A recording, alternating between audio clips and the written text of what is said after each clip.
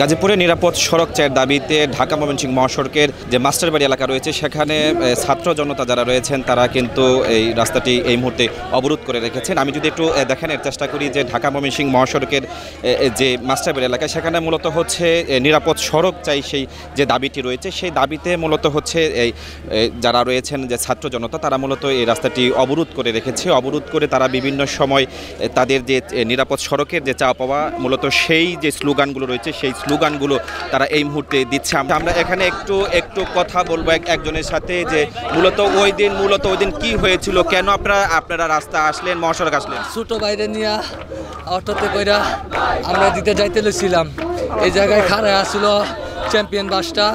কইলাম কি ভাই বাসটা একটু সাইড করেন, আমরা জায়গা ওই বাসটাই সাইড করলো না, কয় আমরা সাইড করতে পারবো না। আমরা তেরামি করলো, একটু গাড়তারামি করলো। আমার বাইরে কয় এমন 2-3টা পিছিয়ে এলাইছি, তোরও মাইর আলামু কি করা পারবি? ওইসি আমার ভাই ওই গাড়িতে উঠলো, উঠার পরে টান দিয়া গলার মধ্যে ধইরা আর ভিতরে নিছে, পিছিয়ে দৌড় দেওয়া যায়। আমি টাক হয়ে উঠছি, দুজনে উঠছি। ওই সামনে যায় কিছুক্ষণ সামনে যাইয়া আমি ড্রাইভারে কইলাম ভাই গাড়িটা একটু খাড়া করান, বন্ধ করেন।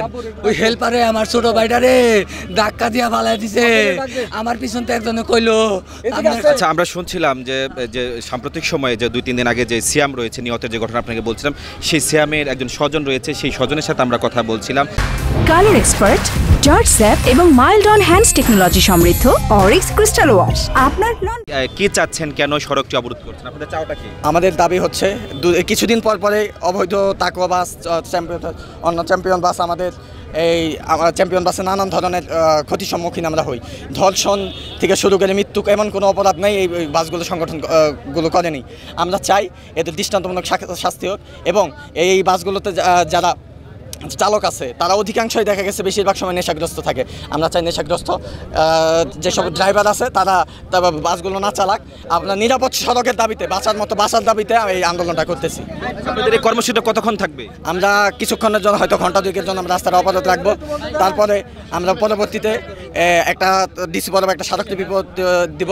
এরপরে যদি আমাদের দাবি না মেনে নেওয়া হয় আমরা কঠোর কর্মসূচিতে যাব। আমরা দেখছি যে এখানে এসে যে বিভিন্ন স্লোগান তারা দিচ্ছে, তারা আসলে চাচ্ছে যে বিভিন্ন সময়ে যে আমরা দেখছি যে ঢাকা ময়মনসিংহ মহাসড়কের বিভিন্ন অঞ্চলেই কিন্তু আমরা দেখছি যে এই বিভিন্ন সময়ে যে সড়ক দুর্ঘটনা হয়, মূলত সেই সড়ক দুর্ঘটনা প্রতিরোধ করতে এবং সড়কের যেন সেই শৃঙ্খলা ফিরে আনার জন্যই মূলত হচ্ছে তাদের আজকের এই কর্মসূচি।